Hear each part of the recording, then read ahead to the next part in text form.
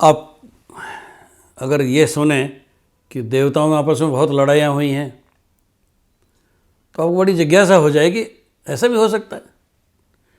इतनी ईर्ष्या रखते थे एक दूसरे से, और ऐसे ही ऋषियों में बहुत संघर्ष हुए। सप्तऋषि मंडल में स्थान पाने के लिए ऋषियों के समूह कोशिश करते थे। आज से हजारों साल पहले की बात करता हूँ, क्योंकि ब्रह्मा जी ने अपने जो प्रजापति हैं, अपनी मानस संतान जितनी हैं, उन सब से ये अपेक्षा की कि वो सृष्टि को आगे बढ़ाएं, प्राणियों को जन्म दें। सप्तऋषियों का स्थान इसमें बहुत ऊंचा है और उन्होंने ब्रह्मा जी की मदद की। पर आपको ये जानकर आश्चर्य होगा कि हर मनवंतर में सप्तऋषि बदल जाते हैं। कभी कभी तो 7 के 7 बदल गए हैं, कभी ऐसा भी हुआ है कि एक ही ऋषि की संतानें ही सप्तऋषि हुई, परंतु आमतौर से अगले मनवंतर में 2 या 3 ऋषि बदल ही जाते हैं। हम वास्तु चक्र की कल्पना करें।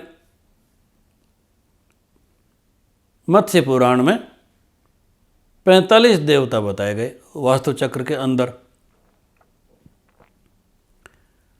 81 पद, 45 देवता।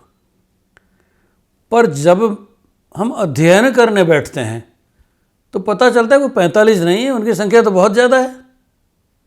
पद 45 हैं जिनमें देवता है, नहीं, पद तो 81 हैं। फिर 45 देवता ही कैसे हुए? इसलिए हुए कि सबसे ताकतवर ब्रह्मा थे, उन्होंने 81 में से 9 पदों पर अपना अधिकार कर लिया।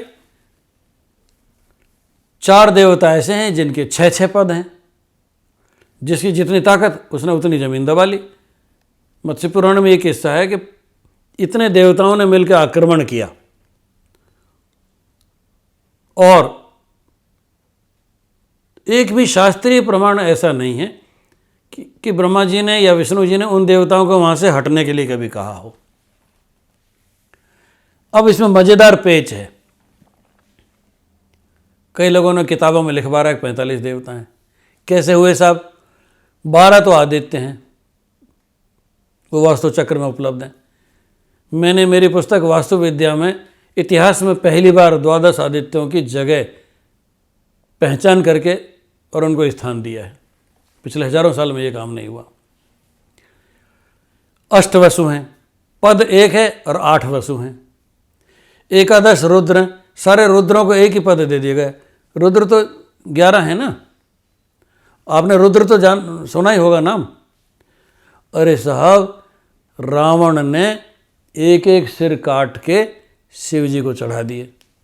10 सिर चढ़ाए, 10 रुद्र प्रसन्न हो गए, एक रुद्र रह गया 11वां। पता है उसका अंजाम क्या हुआ? उस रुद्र ने ही हनुमान जी के रूप में अवतार लिया। रावण को परास्त करने में हनुमान जी की भूमिका बहुत बड़ी थी। देखिए, भरत, लक्ष्मण, शत्रुघ्न, इनमें से लक्ष्मण तो राम के साथ और सीता के साथ जुड़ गए तो मंदिरों में मिलते हैं। भरत और शत्रुघ्न नहीं मिलते ना। और इन सबसे ज़्यादा मंदिर हनुमान जी के हैं। हनुमान जी को साधारण मत जानिए, ये वैष्णवी और शैव शक्तियाँ एक साथ मिली तब रावण परास्त हुए थे। भगवान राम विष्णु के अवतार और हनुमान जी शिव जी के अवतार। क्योंकि एक समय धरती पर एक ही अवतार प्रमुख हो सकता था, इसलिए हनुमान जी यानी कि शिव जी सेवक के रूप में आए। तुलसीदास जी जानते थे इस बात को।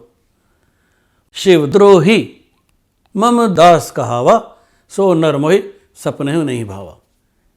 कि मेरा तो दास हो और उनका विद्रोही हो, वो मेरा हो ही नहीं सकता। तुलसीदास जी बहुत समन्वयकारी थे और इस सत्य को समझते थे। हनुमान जी के उन्होंने दर्शन किए थे। तो वास्तु चक्र में बहुत सारे देवता समूह के रूप में उपस्थित हैं। गंधर्व है सब। वास्तु चक्र के दक्षिण में, यानी आपके मकान के दक्षिण में गंधर्व देवता हैं। कितने सारे गंधर्व थे, एक से एक नामी। और उसी पद से हम लोग अप्सराओं का और विद्याधर का, इन सबका भी परिणाम देखते हैं।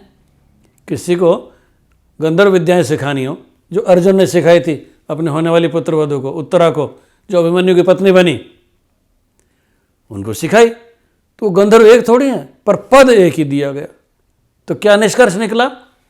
समूह देवताओं के रूप में जो एक एक पद दिए गए हैं, अगर उनकी गिनती की जाए तो एक वास्तु चक्र में वास्तव में 45 देवता नहीं है, उनकी संख्या बहुत अधिक है। हम भ्रांत धारणा लेकर चल रहे हैं।